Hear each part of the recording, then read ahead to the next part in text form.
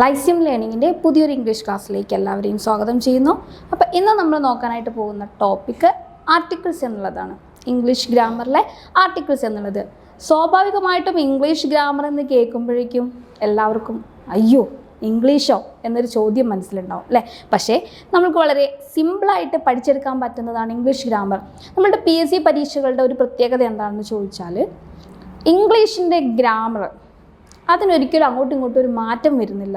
പുതിയ പുതിയ വേർഡ്സ് കടന്നു വരുന്നു എന്നല്ലാതെ, വൊക്കാബുലറി കൂടുന്നു എന്നല്ലാതെ അതിന് യാതൊരു മാറ്റങ്ങളും ഇല്ല. നമ്മൾ 4ാം ക്ലാസ്സിൽ മുതൽ പഠിച്ചു തുടങ്ങുമ്പോഴേ അല്ല, ഇപ്പോഴത്തെ കുട്ടികൾ LKG UKG തൊട്ടേ പഠിക്കുന്നുണ്ട്. ഞാനൊക്കെ 4ാം ക്ലാസ് തൊട്ടാണ് പഠിച്ചത്. അപ്പോൾ ഈ 4ാം ക്ലാസ് തൊട്ടേ പഠിച്ചു തുടങ്ങുമ്പോഴേ പഠിക്കുന്ന ഇംഗ്ലീഷ് എന്താണോ അത് തന്നെയാണ് ഇപ്പോഴും നിലനിൽക്കുന്നത്. അതിൽ പുതിയ പുതിയ പദങ്ങൾ വരുന്നു, പുതിയ യൂസേജസ് വരുന്നു എന്ന് മാത്രമേ ഉള്ളൂ. അതല്ലാതെ അതിൻ്റെ ഗ്രാമറിന്, അതിൻ്റെ സ്ട്രക്ചറിന് ഒരു മാറ്റവും ഇല്ല. അപ്പോൾ നമ്മൾ വളരെ സിമ്പിളായിട്ട് മനസ്സിലാക്കി പഠിച്ചു കഴിഞ്ഞാൽ വളരെ ഈസി ആയിട്ട് നമ്മൾക്ക് എന്ത് ചെയ്യാം, മാർക്ക് സ്കോർ ചെയ്യാം. ഇനി ഇന്നത്തെ ടോപ്പിക്ക് ആർട്ടിക്കിൾസ് എന്നുള്ള ടോപ്പിക്ക് PSCയിൽ ഏറ്റവും മസ്റ്റായിട്ട് ഒരു ചോദ്യം വരുന്നതാണ്. ചിലപ്പോൾ സെൻറ്റൻസ് കറക്ഷനിലായിരിക്കാം, അല്ലെങ്കിൽ യൂസ് ദ കറക്റ്റ് ആർട്ടിക്കിൾ എന്ന് പറഞ്ഞിട്ടായിരിക്കാം തരുന്നത്.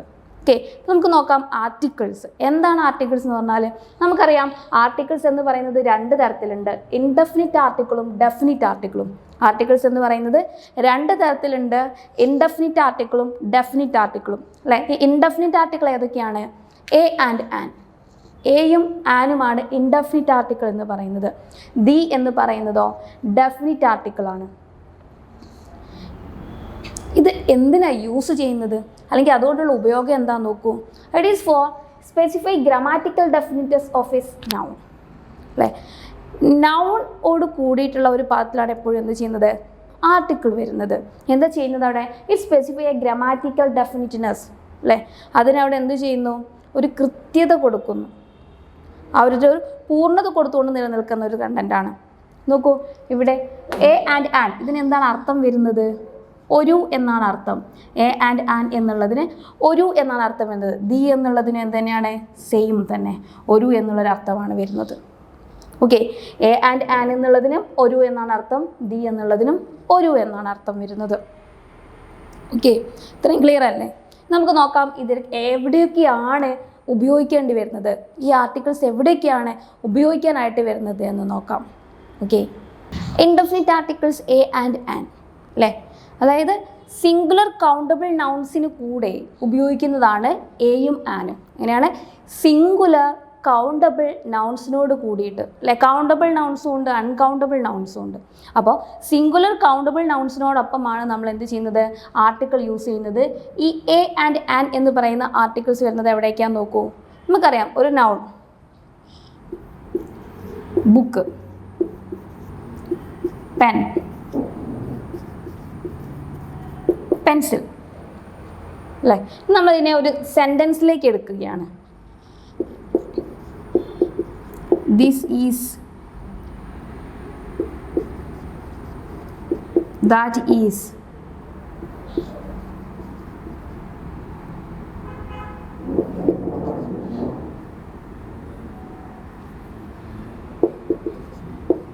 this is. Okay, this is book, that is pen, this is pencil.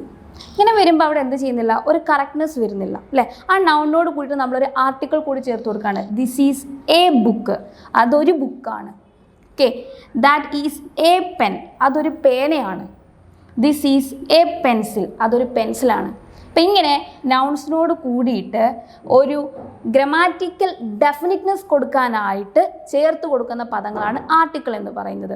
അപ്പോൾ ഇവിടെ എ എന്ന് പറയുന്ന ആർട്ടിക്കിൾ യൂസ് ചെയ്തിരിക്കുന്നു. This is A book, that is A pen, this is A pencil. അപ്പോൾ singular countable നൗൺസിനോടൊപ്പമാണ് article use ചെയ്യുന്നത് എന്നും നമ്മൾ പറഞ്ഞു. നോക്കാം, ഈ എ എന്ന് പറയുന്നത് ആർട്ടിക്കിൾ വരുന്നത് എങ്ങനെയാണ്?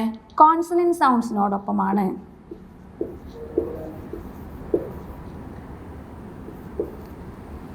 കോൺസണന്റ് സൗണ്ട്സിനോടൊപ്പമാണ് എ എന്ന് പറയുന്ന ആർട്ടിക്കിൾ വരുന്നത്. കോൺസണന്റ് സൗണ്ട്സിനോടൊപ്പമാണ് എ എന്ന ആർട്ടിക്കിൾ വരുന്നത്. ദെൻ അടുത്തത് ആൻ എന്ന് പറയുന്ന ആർട്ടിക്കിൾ എങ്ങനെയാണ് വരുന്നത്? വവൽ സൗണ്ട്സിനോടൊപ്പമാണ്. വവൽ സൗണ്ട്സ് കോൺസണന്റ് സൗണ്ട്സിനൊപ്പം എയും വവൽ സൗണ്ട്സിനൊപ്പം ആനും യൂസ് ചെയ്യുന്നു. It clear? അതായത് കോൺസണന്റ് സൗണ്ട്സിനോടൊപ്പം എ എന്ന് പറയുന്ന ആർട്ടിക്കിളും വവൽ സൗണ്ട്സിനോടൊപ്പം ആൻ എന്ന് പറയുന്ന ആർട്ടിക്കിളും നമ്മൾ ഉപയോഗിക്കുന്നു. നമുക്ക് അതിൻ്റെ കുറച്ച് എക്സാമ്പിൾസ് നോക്കാം. സോ ഫ്രണ്ട്സ്, നമുക്ക് കുറച്ച് എക്സാമ്പിൾസ് നോക്കാം. ഇപ്പോൾ തന്നിരിക്കുന്ന ഫസ്റ്റ് എക്സാമ്പിൾ നോക്കൂ.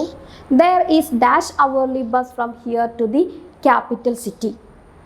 ഓക്കെ, ഇത് 2050 PSC ചോദിച്ചിട്ടുള്ളൊരു ക്വസ്റ്റ്യൻ ആണ്. PSCയുടെ പ്രീവിയസ് ഇയർ ക്വസ്റ്റ്യൻ ആണ്. 2015 ചോദിച്ചൊരു ചോദ്യമാണ്. നോക്കുക, there is dash hourly bus from here to the capital city. Article a ആണോ ആൻ ആണോ ദി ആണോ ഇവിടെ ചേർക്കുക നോക്കുക അല്ലേ. ഇവിടെ നോക്കൂ, നമ്മൾ പറഞ്ഞു ഇൻഡെഫിനിറ്റ് ആർട്ടിക്കിൾ ആണ് എയും ആനും അല്ലേ. ഇൻഡെഫിനിറ്റ് ആർട്ടിക്കിൾ ആണ് എയും ആനും. ആൻ എന്ന് പറയുന്നത് ഫോളോ ചെയ്യുന്നത് വവൽ സൗണ്ട്സിനെയാണെന്ന് പറഞ്ഞു അല്ലേ. ആൻ എന്ന് പറയുന്നത് പ്രിസീഡ് ചെയ്യുന്നത് എങ്ങനെയാണ്? വവൽ സൗണ്ട്സ് ആണെങ്കിൽ അതിനെ പ്രിസീഡ് ചെയ്യുന്നത് എന്തായിരിക്കും? ആൻ എന്ന് പറയുന്ന ആർട്ടിക്കിൾ ആയിരിക്കും. Is it clear? ഇനി അടുത്തതോ, ആ ഇൻഡെഫിനിറ്റ് ആർട്ടിക്കിൾ തന്നെ എ എന്ന് പറയുന്നത് കോൺസണന്റ് സൗണ്ട്സിനോടൊപ്പമാണ് വരുന്നത് അല്ലേ. നമ്മൾ ഇങ്ങനെ സിമ്പിളായിട്ട് നമുക്ക് എങ്ങനെ പറയാം? നമ്മുടെ മലയാളത്തിൽ സ്വരാക്ഷരങ്ങളുണ്ട് അല്ലേ. നമ്മുടെ സ്വരാക്ഷരങ്ങൾ ഏതൊക്കെയാ? ആ,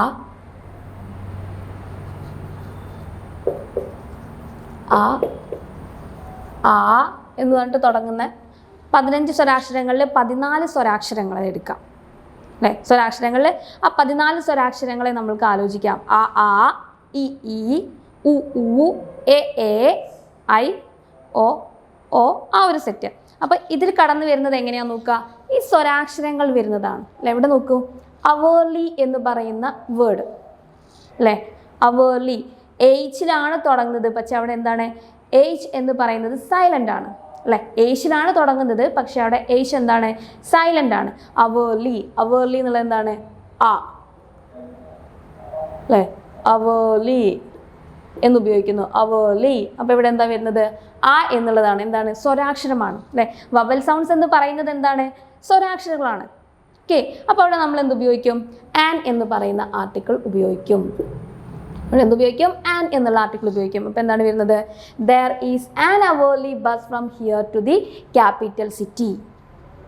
ഓക്കെ, അപ്പോൾ ഇവിടെ അവേർലി എന്ന് പറയുന്ന പദത്തിനോടൊപ്പം ആൻ എന്നുള്ള ആർട്ടിക്കിൾ ഉപയോഗിക്കും. അവേർലി എന്നതിനോടൊപ്പം ആൻ എന്നുള്ളത് അല്ലേ.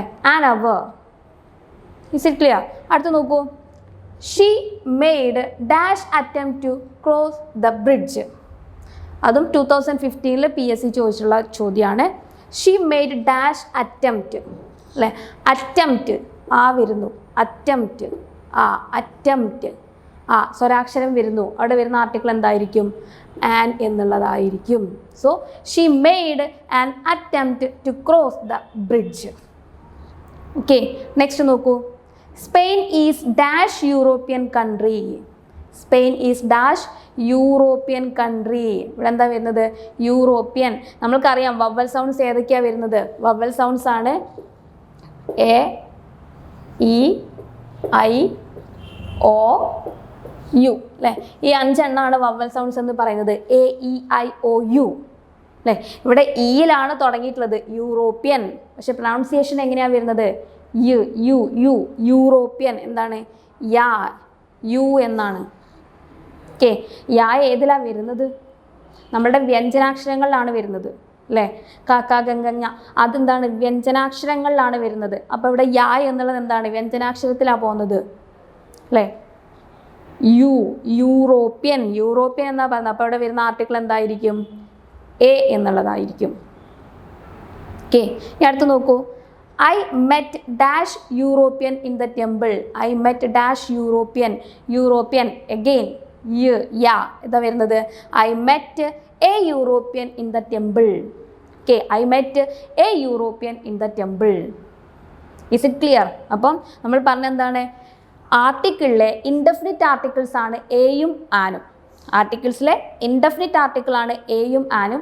എ എന്ന് പറയുന്നത് കോൺസണന്റ് സൗണ്ട്സിനോടൊപ്പം വ്യഞ്ജനാക്ഷരങ്ങളോടൊപ്പം വരുന്നു അല്ലേ. സിമ്പിളായിട്ട് മലയാളത്തിൽ നിങ്ങൾക്ക് മനസ്സിലാവാനായിട്ട് ഞാൻ പറഞ്ഞതാണ് കേട്ടോ. അടുത്ത് നോക്കൂ, ആൻ എന്ന് പറയുന്നത് വവൽ സൗണ്ട്സിനോടൊപ്പം സ്വരാക്ഷരങ്ങളോടൊപ്പം വരുന്നു അല്ലേ. ഏതൊക്കെയാണ്? A, E, I, O U. Okay, പക്ഷേ പ്രൊണൗൺസിയേഷൻ വരുന്ന സമയത്ത് എന്തുണ്ടാവും? മാറ്റങ്ങൾ ഉണ്ടാകും. നമ്മൾ സംസാരിക്കുന്ന വേർഡ്സിനെ കൂട്ടി വായിക്കുന്ന സമയത്ത് എന്ത് ചെയ്യും? മാറ്റങ്ങൾ ഉണ്ടാവും.